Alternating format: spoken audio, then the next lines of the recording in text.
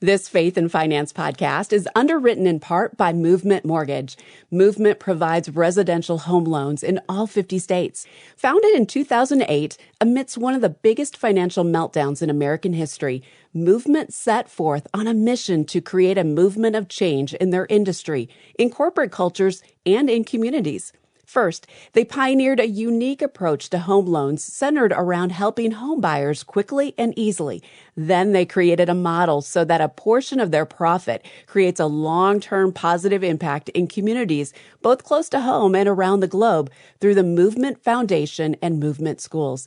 It all comes back to their mission to love and value people. Learn more at movement.com/faith. Movement Mortgage, LLC supports equal housing opportunity. NMLS number 39179. For licensing information, please visit nmlsconsumeraccess.org.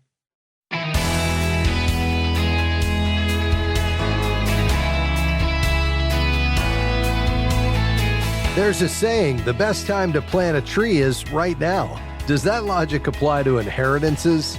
Hi, I'm Rob West. Well, it just might in some cases. In other words, is there a benefit to giving your kids an early inheritance? And how exactly would you do that?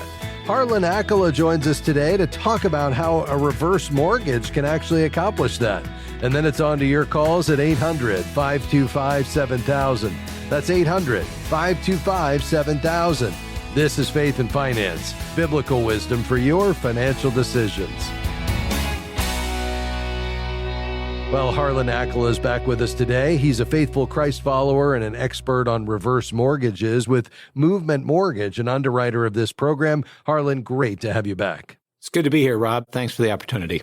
Harlan, there are so many uses for a reverse mortgage, and giving an early inheritance is one of them, but we should probably start with a definition. We're talking about a home equity conversion mortgage, or what's often called a HECM for short. What is that, and how does it differ from other types of reverse mortgages that some of our listeners may have heard about in the past? Well, the big thing is that the reverse mortgage HECM is insured, so it's non-recourse. It's guaranteed by the Federal Housing Administration, so never can be called due while the borrowers are alive as long as taxes and insurance are paid. There's no ownership change to the house, so people are not giving up their ownership in exchange for money. All the equity belongs to the borrowers, their heirs. It's just the difference of the amount that's used, and everything coming out of it is tax-free, so it helps with tax planning, especially for people that are going into retirement with a significant amount of money or they're still working. Yeah. So it's an ideal planning tool from that perspective. Yeah. And I think it's important to say, we talk a lot about getting out of debt completely and staying there. And I think that's a great thing, especially if that's your conviction. But I think a lot of folks, two things. Number one, have thought about reverse mortgages in light of the reverse mortgages of years ago, which is entirely different than what you just described. And number two, it is an often overlooked financial planning tool. It's an asset that should be considered in retirement, just like all of our other assets. And I think that's what we're getting at here today. So let's dial into this specific topic of an early inheritance. How can a reverse mortgage be used there? Well, the clear goal with any parent is to give away their wealth with their wisdom. We believe, obviously, from a biblical wisdom standpoint, it's far easier to teach and control to your children, especially your adult children, when wealth is given during your lifetime. We try to guide them when they're little with allowances and teach them how to spend and give and save. But what about when they're older? We can do it then as well. And most people figure they're going to give their house to their kids. Well, reverse mortgage proceeds are usually between 30 and 50, 60%, depending upon the interest rate. And so you can give away part of your home value while you're alive without risking the ownership or the ability for you to live in the home. There's less equity at the end, but you're giving more while you're living, as we often talk about.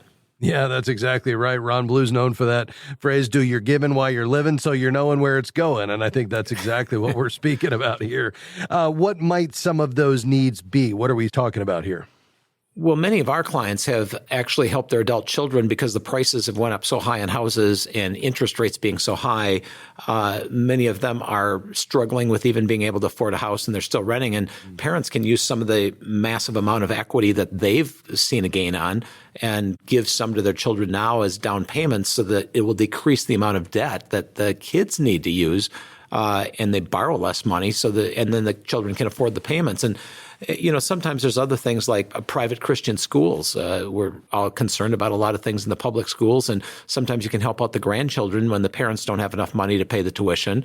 And then there's kind of some fun things like reverse mortgage vacations or mission trips that you can build relationships with your children and your grandchildren and use some of that extra money to be able to do that, to pass on values while you're together with them on a trip. Now, Harlan, are there any potential risks for using a reverse mortgage for an early inheritance? Well, it's really no different than any money that you have. You got to make sure that you take care of first things first. No one wants to be a burden to their children. You want to make sure that long-term health care planning is in place.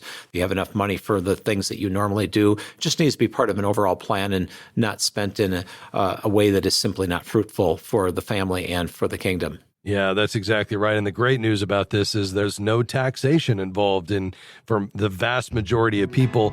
All right, how do they make sure they're making the right decision here? We've just got about 15 seconds.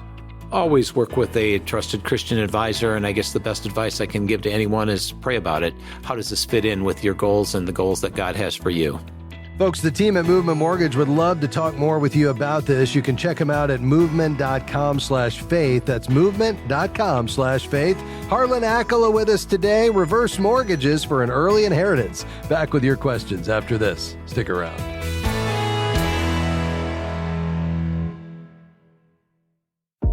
We're grateful for support from Movement Mortgage, who provides residential home loans in all 50 states. Guided by a mission to love and value people and a goal to redefine the mortgage process, Movement seeks to help others achieve their financial goals. You can find out more at movement.com/faith. Movement Mortgage LLC supports equal housing opportunity, NMLS number 39179. For licensing information, please visit nmlsconsumeraccess.org. We're grateful for support from Timothy Plan. For more than 30 years, they've served clients on a biblically responsible journey to invest in a way that honors God and gives dignity to people's lives. More information is at timothyplan.com. The investment objectives, risks, charges, and expenses are contained in the prospectus and summary prospectus available at timothyplan.com. Mutual funds distributed by Timothy Partners Ltd. and ETFs distributed by Foreside Fund Services LLC. Hey, thanks for joining us today on Faith and Finance. My name is Rob West. I'm your host today, and I'd love to take your calls and questions, helping you apply God's wisdom to your financial decisions and choices. The number to call to be on the program today, 800-525-7000, with whatever you're thinking about in your financial life, 800-525-7000. You can call right now. Hey, before we head to the phones in just a bit, let me remind you, if you've found value in the broadcast, maybe you've benefited from something you've heard, you've called in, you've visited our website, and you'd like to be a part of supporting this work so we can reach more people with this message of wise and faithful stewardship, well, we call those our FaithFi partners. You can become a partner quickly and easily on our website, faithfi.com. Just click Give as a partner at $35 a month. Not only will you help us reach more people, but we'll be able to send you as our thank you our quarterly magazine and all of our new studies and devotionals. faithfi.com. Just click Give. Let's see. We're going to head to Texas and welcome Kes. Go ahead. Yeah. My question is it ideal for husband and wife to share the same checking account, and how do we manage such to avoid conflict? Yes, it's a great question because, this is something that comes up a lot. We've actually, dealt with this a good bit on the program over the years. Here's the reality is that two become one flesh in marriage, and that includes everything. That includes, your finances as well. And so I think, having one account as opposed to separate is really going to foster the kind of unity that you're looking for. Because so often when we keep everything separate, it really begins to foster or develop the mine and yours mentality. But when we put everything together and we have jointly set goals, starting with our values, And then we create a spending plan that reflects those deeply held values and priorities as Christ followers and where God is leading you as a couple and as a family. And then the money, the spending plan is actually how you work that out, because money is a tool to accomplish God's purposes. And you do that jointly. That really then promotes the trust by making sure there's no hidden purchases. And, we're looking at this as something that really is for the two of us as one flesh. You remain individuals, but marriage really is a partnership that requires that trust and openness and communication, and God's design is, of course, unity. So how do you go there if one spouse is just resistant or hesitant? Well, I think the first thing is to make sure that both of you are on the same page, that the jointly held assets with joint accounts, not separate, and a spending plan that you all work on together is not about controlling anyone or limiting anyone. It really is about finding God's heart for you as a couple and seeing money as a tool and then pursuing what God has for you together and working on it together. Now, there's probably going to be one bookkeeper, the person that's more administratively and detail-oriented first. And then secondly, I would say there's still room in that spending plan for each of your unique personalities and interests and passions to be reflected. It's not like you're trying to just control everything. But at the same time, I do recommend that you bring everything together, because the moment you start saying, well, that's your money and this is mine and you pay those expenses and I'll pay these, it just doesn't foster that unity that I think God desires. Does that make sense, though? Yes, it does. Thank you so much.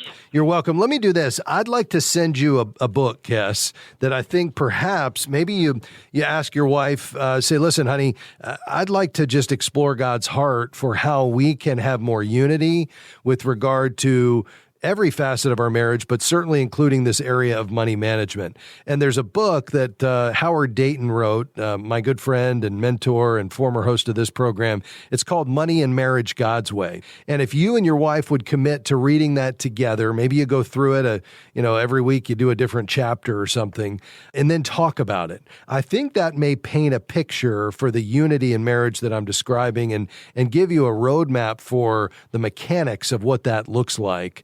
And I think if you start with your values and priorities and then, allow the money management to be a reflection of that, and you use Money and Marriage God's Way as kind of the course that you'll chart to get there, I think it'll be a blessing to you. So you stay on the line, Cass. We'll get your information and we'll get that book right out to you. We appreciate your call today, sir. God bless you.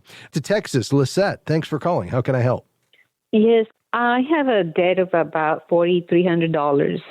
And I also owe $4,000. And I was thinking if I should get a balance transfer in a new card or have a loan from our 401k.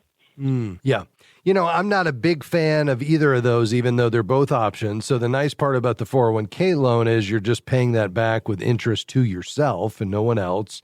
However, I don't want that money to come out of there because I want it to stay in there so it can keep growing for you and for you to use, down the road when you retire. And if we pull it out and use it to pay off debt, it's not in there and it's not growing. And secondly, if you were to separate from your employer, then it would become a taxable distribution at that point. So that's the first issue that would cause me not to have you take out a 401k loan. With regard to the balance transfer, it's kind of a quick fix. I mean, is it effective to get that interest rate down to zero? It can be. The problem is it's kind of a trap where, you get in this cycle of balance transfers, which keep in mind, every time you do one of those transfers, you typically have to pay a 2 or 3% fee. So if you've got $4,000 in credit card debt, I mean, you could pay, $120 right up front just for the privilege of transferring that balance. And then if you have to do that, every year, that could add up. So what would I do instead? Well, you've probably, if you listen to the program, heard me talk about our friends at Christian Credit Counselors. If you have $4,000 or more, and that happens to be right where you're at, that's my preferred way to get out of debt, because it's going to start with your budget and make sure you can afford the payment and help you get that budget situated, which, by the way, is a better long-term fix for this, because the opportunity for you to get out of debt and stay out of debt is going to hinge on your ability to live within your means moving forward. Now, it doesn't mean you won't have something that comes out of left field that you just don't have the savings for. That could happen.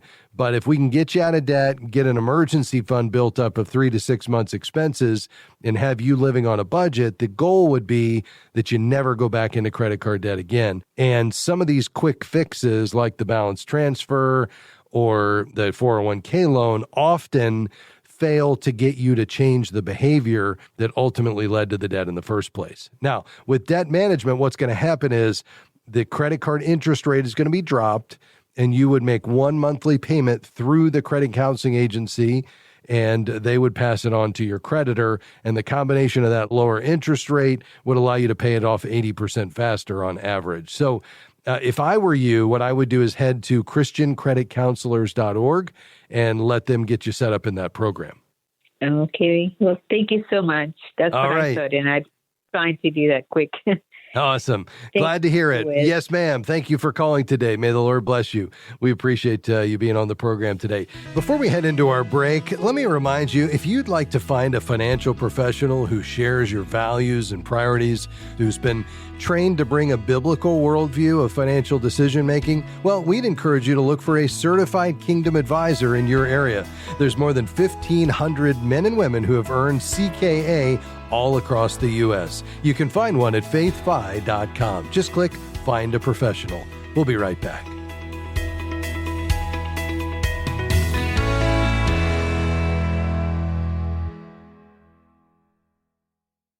God has entrusted His finances to you, and we at FaithFi have designed our FaithFi app to help you live, give, owe, and grow with that perspective. Our FaithFi app is the leading biblically based finance app. You can manage your money, get top biblical financial resources, and interact with a community of like-minded believers, where you can ask questions, get answers, and share what you're learning. Go to faithfi.com and click the word app to get started. Faith and Finance is grateful for support from Sound Mind Investing. For more than 30 years, they've offered financial wisdom for living well. SMI provides step-by-step guidance for do-it-yourself investors, from those just getting started to those getting ready for retirement. More information, including a short video webinar on profit and peace of mind no matter what's happening in the market, is available at soundmindinvesting.org.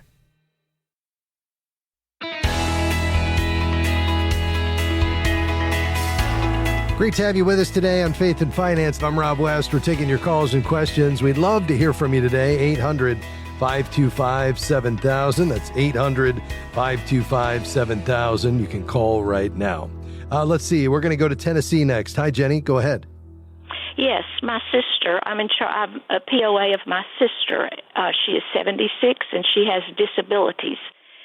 We have gotten letters from medical facilities saying that their systems have been breached. And I was trying to freeze her credit. Do I need to be concerned about that? She's never had credit and never will have credit. I just don't know if I'm fine to leave it as is, or I need to go in and try to freeze her credit, which I've done for myself. Yes. No, I absolutely would. It's free to do, and it can't hurt. And here's what it's going to do. It's going to protect her from identity theft and fraud, especially since her personal information may have been compromised in the data breach. And it's really not about you trying to protect her credit, because to your point, she doesn't have credit, doesn't have probably any kind of score that's going to be helpful to her. But the last thing you'd want to have to deal with is somebody assuming her identity, and then, they don't, they go out and take a loan out in her name, and then it doesn't get paid, and then they sue her. And although it would be fraudulent, you would have to defend it and prove that it wasn't you, and you just don't want to have to deal with all that. So I would contact each of the three major credit bureaus, Equifax, Experian, and TransUnion. You'll need to provide, her full name, date of birth, social security number, address, a copy of your POA if you're doing it, and then otherwise she could do it herself, and then confirm the freeze, they would send you a letter or an email once it's in place, and you should be able to do it online. You could also just place a fraud alert on her file, which is, again, free and easy to do. And then I would just check her credit report periodically, annualcreditreport.com, and make sure that nothing pops up that's not hers. But, it's just a good best practice, and it's certainly, it'll take you a little bit of time, but I think it's worth it. Okay.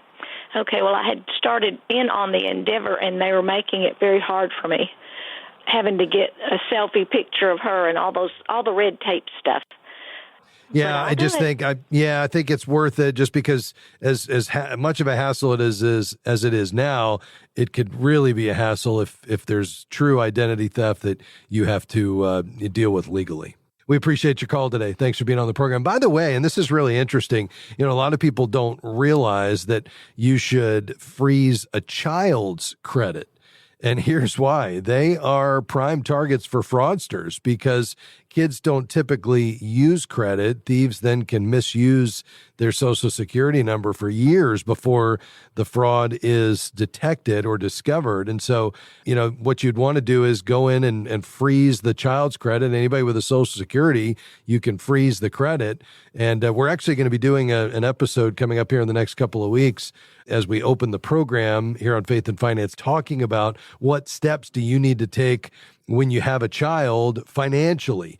And one of those, and a lot of people are surprised about this, is to freeze their credit. So perhaps something not on your radar. I know it wasn't on mine as I was a new dad, and yet it's a best practice. Hey, if you have a question today, we're taking your calls and questions. The number to call with lines open right now, any financial topic in play today, 800-525-7000. Again, that's 800-525-7000. We'd love to tackle those questions that you have today. By the way, when it comes to thinking about credit and protecting our credit file and protecting our credit score, it's just there are some best practices that you need to employ when it comes to your own protection. Now, here's the thing. Unless your data has been compromised, and it seems like that happens pretty much, every 6 months or even more frequently, somebody is allowing our information to be shared as a breach occurs, and they're willing to pay for credit monitoring for you, well, then take full advantage of it. Now, make sure you don't click on a link in an email.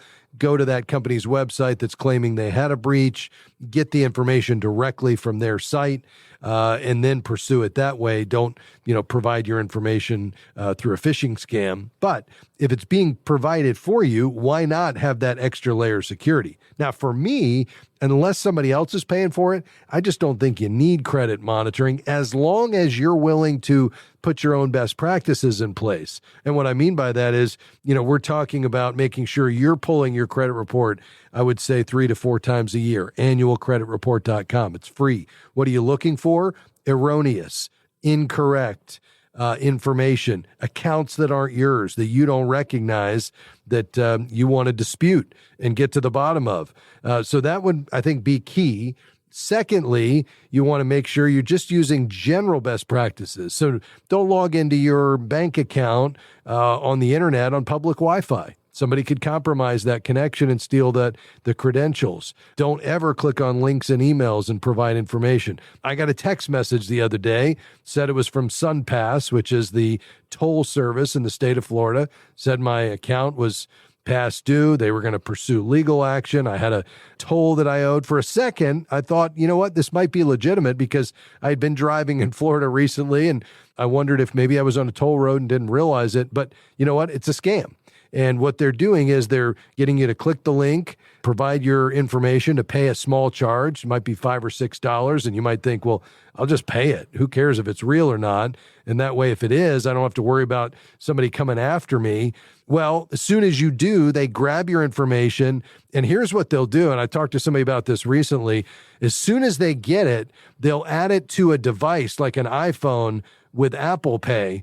And then they'll take it without the physical card and start immediately charging it. And if your company, your credit card company, doesn't pick up on it, well, by the time they do, there's, hundreds or thousands of dollars in charges. Now, you can dispute it, but it's a hassle. You're going to get a new credit card number. You're going to have to dispute everything. You're going to have to follow up, make sure they take it off. Better just not to click that link in a text message or an email, or if somebody calls you, even if they sound legit, don't give it out unless you contact them directly. I know I sound passionate. I am. Well, that's going to do it for us. Before we go, let me remind you to check out the FaithFi app on our website at faithfi.com. It's the best money management app out there to get godly counsel, encouragement, great content rooted in scripture, but also what I believe is the very best money management system as well. You know, with expenses up everywhere and high inflation, you're probably struggling like I am to stay on budget. Well, having a plan and a system to control the flow of money is essential. The FaithFi app was built on Larry Burkett's tried and true envelope system, but in a modern, beautiful, and simple interface right there in the palm of your hand. Julie and I use it every day, and we wouldn't be able to stay on budget without it, because whether we're taking one of our kids shopping or we're checking our vacation category or anything else in our financial lives, we know exactly where we stand with the FaithFi app. You can check it out in your app store or at faithfi.com. On behalf of our team here at FaithFi, thanks for being along with us. Come back and join us next time. May God bless you. Faith and Finance is provided by FaithFi and listeners like you.